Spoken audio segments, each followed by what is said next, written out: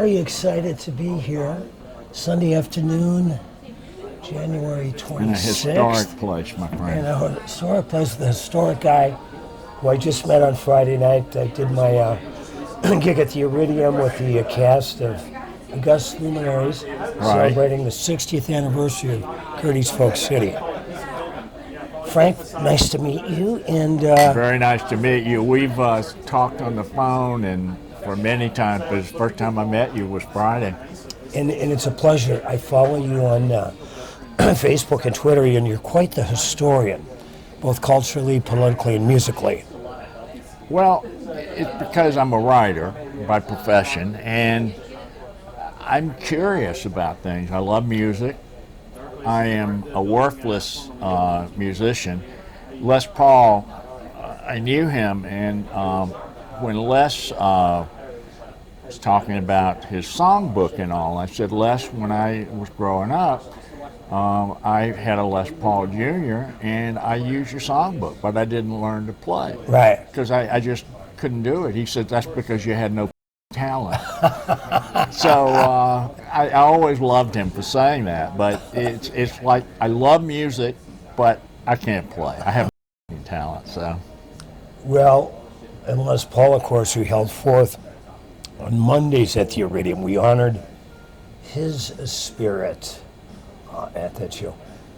And his pictures, guitars hanging everywhere. Backstage is a great picture of he and Tony Bennett. Tony's well, and he was, none of those pictures were there when he was around. Yeah. So that all came after he died.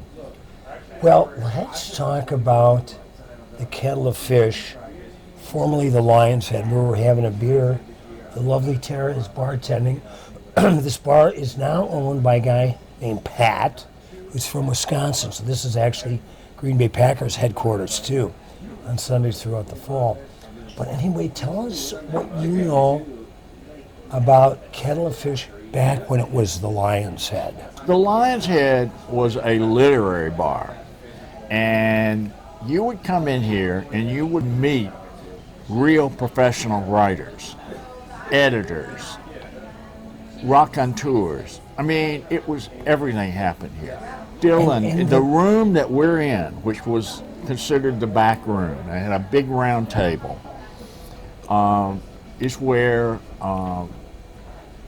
Robert Kennedy decided to run for president. Wow. It's where Norman Mailer decided to run for mayor. Wow. It's where Bob Dylan serenaded people, right here in this space. Wow. It's now like open. Right here? Yeah, well, this was a room. It was a closed-off room. But kind of where Bob would have played would be right where now it's couches. It's a sports area. This is a sports bar now. But then there were no television monitors. Right. They had one of the best jukeboxes in New York. Music was incredible. They had the walls were covered with the covers of drinkers' books. Right. So it was a really incredible place. I used to come from the Upper West Side back when it was cheap to travel around, just to drink here because it was so great. And when you had asked me about 59 Christopher, it struck me as I was coming over here, why do I know that name? And of course I got here and I realized it's the old Lion's Head, and apparently it's been 21 years. I came to the auction here when they were selling the stuff. I wanted to buy this table, but where are you going to put stuff? I ended up buying a bar stool. I think I bought it for $50 and I sold it for $500. You know, because over the years it's gotten such a legend. So this place, and there's a lot of the history I don't remember, but this room is one of the most historic rooms in New York City. I mean, a lot of stuff happened here. Great people sang in this little room. Where did you come from, Frank Beacham, and when did you end up in New York City? I am from a little town called Honeypath, South Carolina. Population 2,000. The only change since I was there is now they have 2 red lights. When I was there, it was 1 red light. I knew early on I had to get out of there. And I've always known I wanted to be a writer. I started at a radio station there. Went to the University of South Carolina. Got out of the draft by the skin of my teeth. Went to work for Robert Byrd of West Virginia for 1 year as a writer, and was offered a job covering civil rights in Mississippi. Wow. And from there, I did That's an that. intense beat. Yeah, I worked for Post Newsweek, the Miami Herald, Gannett newspapers, and then in about 75, I decided I wanted to go freelance. And then I worked for networks all over the world. I mean, I was in 27 countries. I worked for all the networks. I did the production for Lifestyles of the Rich and Famous. Really? Yeah, a client of ours was Entertainment Tonight. Robin Leach was looking for a way to do a cheap TV show, and I figured out how. And he moved me and my crew to LA. Really? And I was there. What was his tagline? Champagne wishes and caviar dreams. It was a terrible experience, but I got to know Orson Welles. And by having one foot in the sewer of television, I had the other foot in an area where he actually had lunch with me one day rather than Martin Scorsese. Wow. So it was, I raised money for him. I worked as a producer. He called me. He heard that I had this camera called the Betacam, which was a unique camera that was the first one-piece camera recorder, very much like the video cameras today, except then it was $30,000 and it was big and heavy. But it was the one of a kind, and I got that. I did it, and he was interested, and we ended up working together on a show. And he died the day we were to start principal photography. I raised the money, and he died. And from that, I did another project called That's horseshit timing. Yeah, no, it was horrible. But I did a project with Tim Robbins called Cradle Will Rock, which is a film. And I'm a writer. I mean, I basically... Did you write that with Tim? Well, I worked, and he wrote, he got the credit, because I was... But I did most of the original research for it. Yeah. And I'm working on various books and other projects now, It's what I've done. You post such interesting stuff. I do this Facebook page because when print media went under, it was getting harder and harder to get noticed because there was nothing going on. And Nicholas Negroponte, who I had done stories with, who was the head of the MIT Media Lab, he said, "Frank, when are you going to go online so I don't have to go through an editor to read you?" Well, he caught my attention. I went home that night. This was in probably 90 or something. Wow. And it was early. And I started a website, and then now I do it on Facebook. But I've over the years accumulated stuff like that, Dylan thing, and then I use it every year and update it, modify it. Yeah. And FrankBeacham.com. Yeah. Well, I do it on Facebook, but I have BeachamJournal.com, which I also do. But the bottom line is, it keeps the public focused on you. And though I don't get any money for it, I did a Harvey Brooks book. I've done a number of projects because Tell me who Harvey Brooks is. Harvey Brooks was the bass player on Bob Dylan's Highway 61. He played with Miles Davis. He played with The Doors. The funny thing about Harvey is he didn't know who Bob Dylan was when he got the gig. Al Cooper, who was a high school friend, called him up and said, "Hey, Bob's looking for a bass player." It was that simple. In fact, they played together. Harvey got Al a gig at the 1964 World's Fair. And Al was repaying him. Al was repaying him for doing Nice, that, really? getting in that gig. Harvey can play with anybody, Right. and he played a lot of live gigs at clubs. So he knew the music, and he Yeah. knew what Dylan wanted, because Dylan was using studio musicians Right. who were more formal, and Dylan was less formal. Right. And Harvey Dylan just, needed a street guy. he needed a street guy, and he got a street guy. And the rest was history, because Harvey then went on to play with everybody. Mike Bloomfield is has a drug problem. The night that they finished the first half of the album, Al Kooper's producing, and he goes and leaves in the middle of the night. The next day, they're scheduled to do this. And the thing that's unique about that record is that it's the first improv done with rock and roll. It was Al's idea was to do improv in a studio and just play. So they needed a guy that could do that. And he thought of Stephen Stills. He called him up. He was there. He came over and did the second half of the album, Right. which gave it that dimension. Interestingly, at the end, they were short. So Al says, anybody know a song? Harvey says, I got one. And they played it, and they said, that's great. And it's now called Harvey's Song, and it's the final song on Super Session. Here's to Harvey Brooks. He has a career that astounds everybody that hears it. He went, and he was a producer at Columbia. Miles Davis produces next door.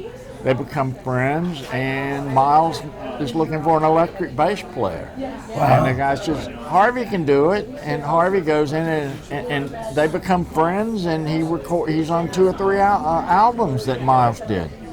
It's really hard to believe the luck this man had. Yeah. Now, he made his luck, and I think people do that. But one of the things that I learned about Harvey is he's very stable. He didn't do a lot of drugs. And because of that, with the Doors, he was the only one that could talk to Jim Morrison and the rest of the band. They never played together. Harvey was the only one that would speak between them. And that's how they actually made it work. Wow. And Soft Parade was Harvey in the middle. We've got a lot more to talk about. Let's take a little break and be right back.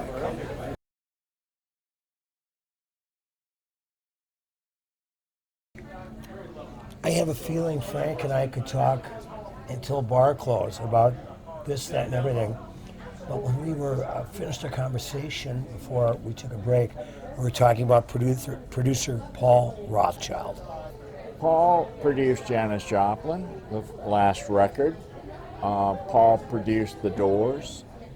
Paul worked with Jack Holtzman. And There's a rumor, too, there's a picture of he and Dylan, I think, in a graveyard. There's a rumor that he turned Dylan onto LSD. he might have. Yeah. He was very big into marijuana. He got the best. He had a house in Laurel Canyon. And I learned that whenever I would go visit him, that I had got to let the rest of the day go because I got so high. I don't think I was ever with Paul when I wasn't high. He was a really good guy. I got to know him and we hit it off. And Did he kind of come out of the Cambridge yeah, he folk was scene? Elektra Records was founded by Jack, and Paul was Jack's main producer. And put out He did Colonel a Rain lot Glover of, Records. Yeah, he did a lot of major folk stuff. And Run and Jump and Stand and Still, what's considered the first and only psychedelic ragtime record featuring Willie Murphy and Spider John Kerner. And he also did the music on the movie, the Janis Joplin movie that Liza Minnelli, not Liza Minnelli, but Bette Midler starred in. So, I mean, look, he was a great guy, but he was also a very funny guy. He had this great house in Laurel Canyon among all the musicians because he'd made a lot of money. Yeah. And he had the best pot in the world. I was there the day Jim Morrison's books of poetry arrived, and I have a set today of that from that day. The funniest part of Paul that I remember was him going into a riff. If I can manage Jim Morrison, I can manage anybody, and you need help with Orson Welles. And he was going to weasel his way in as a producer on the project. And he even offered to give me money. So I said, okay, you got to meet Welles. 1985. I took Paul to meet Orson at lunch. The two were as incompatible as oil and water. It started out bad, and it went downhill from that. Where was it? Where were we having dinner? We're having it at Ma Maison, which was Orson's favorite restaurant. Okay. And Paul was an arrogant prick. That's the only way to put it. And he was trying to tell I'm Orson sure what... Orson had a bit of an ego, too. Oh, the two of them were... I was crawling under the table. Mount Olympus of egos. When the lunch was over, I get a call from Orson, basically saying that if you ever have me near that man again, or I ever hear his name, I will not work with you. And he made me get a legal agreement to sign that Paul would never be anywhere near our project. Do you remember do you remember the conversation they were having when it really Yeah, went it south? was like I managed Jim Morrison, and I can handle these difficult things. And Orson would say, "Who the f- is Jim Morrison?" I mean, Right. It was like he didn't. It was they just were two different worlds. Sure. But the funny part of it was it the arrogance of both of these guys. They were just into themselves, and they couldn't let go for the other one. Getting to know you just like I have via email and Facebook, a couple of phone calls till Friday night. There's so many names that you've not only rubbed shoulders with, you've worked with. But let's talk a little bit about Walter Cronkite. Good old Uncle Walt, yes. Yeah. Well, the first time I had anything to do with Walter Cronkite was I am very young in my career, in my 20s. And Walter he rewrote everybody's material. But in my case, one day I wrote something that got on unchanged that he read. And later on when I met him, I told him this. And I said, it was just a really big deal for me for you to have read that. And he says, I'm sure it was, young man. Well, it was after this, I meet him 2 or 3 more times. And he's a tough guy to get to know. But the Sony Club in New York, where they showed the movies, he would always get invited. And I would sit at the table with him. Yeah. And he turned out, as he got to know you, he mellowed. And the last Was he a time martini guy? he would drink, but he didn't drink excessively. Yeah.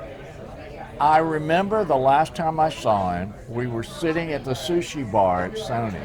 At where? And it's a sushi bar. Right. And he's eating sushi and just letting go. He was fine. And he died sometime after that. But it was like a slow learning curve for Walter. He had to get to know who you were. Right. But once he learned, I mean, he was a great guy. Did he have a sense of humor? Oh, yeah, he had a sense of humor. Yeah.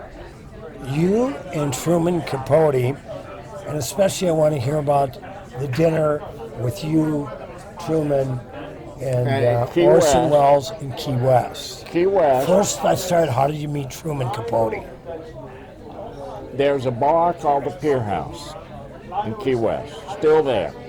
There's a little room in the bar, and one night, I walk in, and Tennessee Williams and Truman Capote are sitting there talking, drinking. Both of them out of their mind. Right. This would be probably about 75 or 77.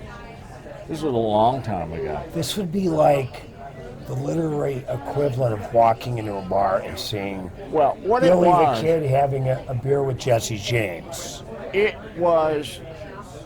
I was too young to have this experience. And as happens to me, I tend to be around these incredible literary people, and I'm too dumb to ask a question. Right. In that conversation, Truman Capote reaches out and shakes hands. It was slimy. Yeah. It was slimy. He was on pills. He was drinking. The two of them are... Doesn't make him a bad guy. No, it doesn't make him a bad guy, but I didn't know what to say to Sure, him. right. I get it. And Truman Capote was a brilliant literary guy, but he was out of his mind. And he had that crazy voice. Yes. Now, Tennessee I met him a number of times.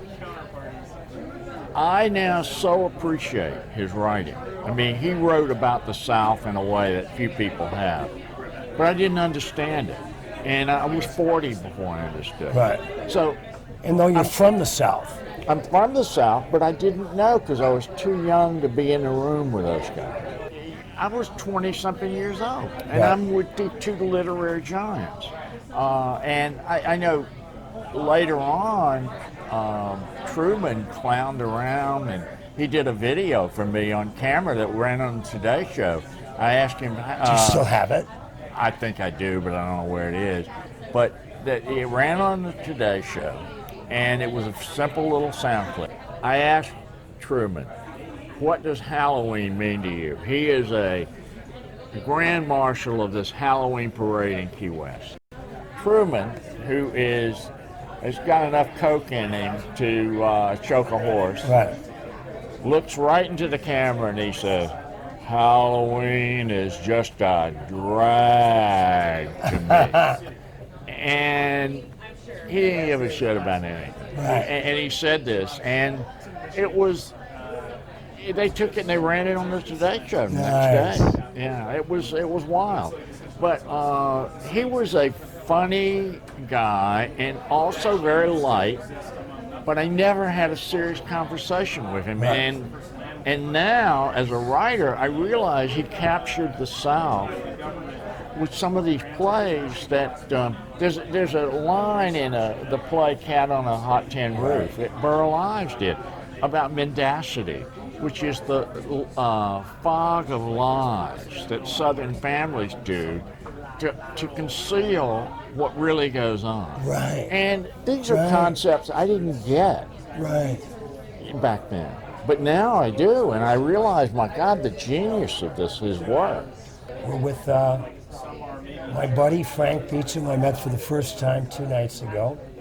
And the guy's a historian, a writer.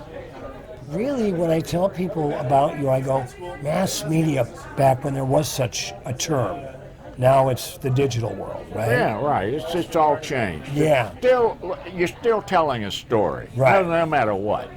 And what we're doing now, which is a podcast, is Well, the this same would be thing that's been done in front of campfires before radio was even invented. The technology doesn't matter.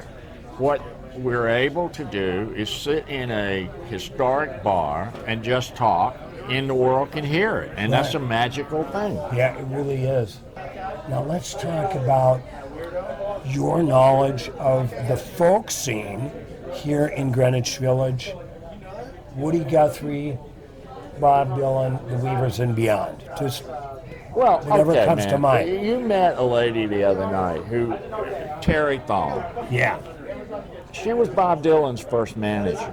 She was married to Dave Von Rom. right. She knows everybody. Both tough gigs, I would imagine. What's I that? said both tough gigs Oh, in their own way. yeah, but she can tell you stories. You can do a podcast with her. You can do many of these people. Pete was a wonderful guy. I interviewed him. I met him, shot pictures of him, all of this stuff for years. Fred Hellerman was a Yeah. wonderful guy. Ronnie Gilbert was amazing. It was very interesting about Burl Ives, though. Burl Ives had a career outside of music. Right. He was an actor. And when the Blacklist came along, he basically named Pete. Yeah. And that was a riff for years. And right before Burl Ives died, they were on a program together. And during the rehearsal, Pete got up on the stage, broke the ice in front of all the musicians, and basically, in his own way, forgave Burl Ives. Wow. And That's a man. It was a very, Pete Seeger was a class act. Yeah. He was a class act. Of all of the musicians I've met, Pete Seeger probably had the most integrity. He walked the walk, talked the talk. Right, and Harold Leventhal, who was a man who managed the Weavers. He went on to manage Arlo. He got managed Woody. Yeah, he managed everybody. He got me tickets. And started out as a song plugger for Irving Berlin. Yes, he did. And yeah, man, he was amazing. But he got me tickets because I don't know why. He just knew I was interested, and he was a nice guy. He invited me to see Sarah Guthrie's first concert. He was a great guy. He got me an interview with Pete. Wow. He was remarkable. And you meet people in this business that are unlike the creeps in the music business today. Right. These are people that had real ethics. Ravi Shankar recently passed away. Right. And it was Harold Leventhal who met Ravi on an airplane because Harold, I believe, when he was in the service, served in India. And so he'd go back to India, and he met Ravi Shankar on an airplane and really brought Ravi to the United States, starting with what we know now is world music. Right, right. That's Harold's other claim to fame. The guy we are in the audience at Carnegie Hall. It's an Arlo concert, and they have brought together the Weavers for the last time. 2004. Right. Tribute to Harold Leventhal. Right, and they were doing the tribute, and they were taping it. And the Weavers come out, and right in front of me is Oscar Brand. Right. And Oscar turns around and he said, "Folks, we're seeing history here tonight." Yeah. And boy, I knew it. To hear, Fred sang "Brother, Can You Spare a Dime?" Right. One of the most beautiful versions of that I've ever heard.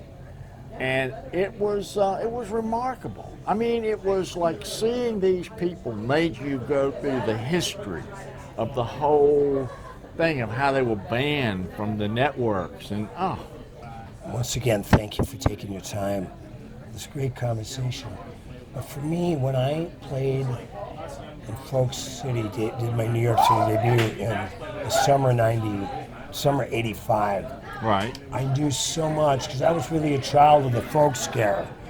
Like, the Dylans and the Oakses and the Richie Havens and the Janisseans and the Simon and Garfunkel and the Tom Rushes and the Eric Andersons. So when I came out here, it was really like coming to the promised land. And I feel like in a way it's my second home next to Minneapolis. Well, I think it is a second home, or maybe it's the first home of all folk music. Yeah. I don't know. You can still feel the ghosts Oh, here. yeah. And when I walked in this place tonight, I hadn't been in here in 21 years, and I felt an overpowering kind of sensation. And to sit here, I still feel it. I feel like we're in a sacred space. It really is true. I couldn't put it better, Frank. Thanks so much. Okay, man. Happy New Great. Year. All Let's do right. this So again. are we finished? I'm going to cut this off. Let's go have a beer. Okay.